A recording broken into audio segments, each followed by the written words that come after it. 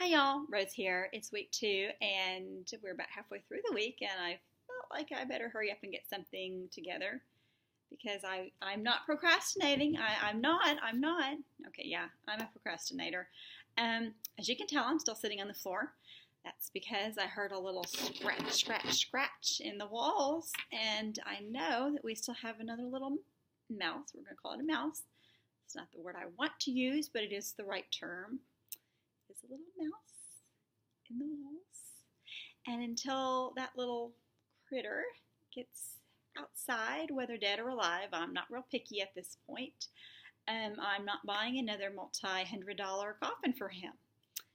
One dead mouse in my couch a year, or ever, my lifetime, is good for me. So, no couch, still sitting on the floor. And I will show you this. You'll all be very, very proud to know that I got rid of my Christmas tree, and in its place, yeah, a whole bunch of crap because my kids can't see an empty space without thinking, hey, let's fill it with something. Let's just push this here, and we'll throw a bunch of crap into a box, and then Mom can sort it later. Good times around here. So anyway, those are some new things. Also, for those who follow me on Facebook, you'll probably notice that I did go ahead and color my hair because, well, I started getting a little gray streak in there. I've only had one or two appear every 3 months or so ever since I turned 30, but then the other day I went to brush and there must have been something awful that happened on Saturday that I'm not recalling because I'm apparently getting old, my memory's going, I don't know. Anyway, on Sunday I went to comb my hair and there was a whole streak of about 8 gray hairs and, well, I just can't pluck that many at a time. I don't like tinsel, but I don't need a bald spot. So anyway, I decided to color it. It's a little darker than before, but it's actually closer to my natural hair color. However, it's not the hair dye that makes you feel old. It's going to the movies that makes you feel old. I don't go very often. When I go, I'm cheap. I go on Tuesdays, senior day. Whether you're a senior or not, it's $5 for the movies. I just call it senior day because basically you're in there with a whole bunch of old people because that's, I don't know why, but I guess maybe because they're on budgets and so am I don't know. That's why we're all there together. But anyway, I go on Tuesdays because I don't feel like paying $12 for a movie ticket. 5, I'll do 12. No. I'm cheap. So anyway, I'm at the movies and I don't go often, like I said, and there's a reason I don't go often, and there's also a reason that I go with the seniors. I will only go to the movies to see a movie that's rated G, maybe PG, and the reason for that is about 3 or 4 years ago, maybe a little less, I can't remember, time just kind of has run together. I went to go see a movie that I can't even tell you the name of. I'm that embarrassed about it, and I know my mom will watch this and she's gonna have a heart attack whenever she figures out what happened. But anyway, so here I am in the middle of this movie, and all of a sudden the movie stops, the house lights come on, there's this strobe light up above that's flashing, and a voice comes on the intercom and it says, "Please remain calm and find your way to the nearest exit. Exit single file and go stand 50 yards from the movie theater. This is not a drill. Please exit immediately." And this sound, this voice was on a loop. It said it about 5 or 6 times between the time that it started until the time that I got out of the theater. Partly my own fault because I'm one who may have, taken off my coat. I might have undone my shoes. I was playing with my phone before the movie started, so it's in the cup holder. I will say I did not unzip my pants. I know there are some people who go to the movies and they start eating that popcorn, they start feeling full, and you look over and they're leaning back in those big recliner chairs, they've got their pants undone, and they just look like they just had Thanksgiving. I didn't go that far, but I may or may not have been looking for my other boot. We'll just leave it at that. So anyway, as I'm trying to get out of this theater, this crowded theater, my head is going in all different directions. And the main one that it's going in is, if I die in this movie theater, what is my mother going to say?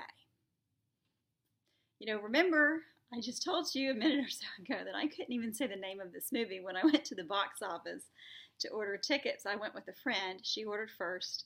She said the name of it. She had no problem. Then I said, I'll have one for what she just said. And the guy behind the counter, he kind of laughed and he gave me my ticket. And anyway, I never gave it really another thought. And as I'm standing here and panic is welling in my whole body, head to toe, I'm thinking about the phone conversation that very well could take place if something happens to me in this theater, in this auditorium. You know, I'm imagining that the cop is going to my mom's house and saying, well, I hate to tell you this, but there was an incident today at the movie theater, and, well, your daughter Rose, she passed away. I'm sorry to give you that news. My mom's the kind, she'll sob. She would sob for a while, and then she would want to know, well, officer, what movie was it that she was going to see?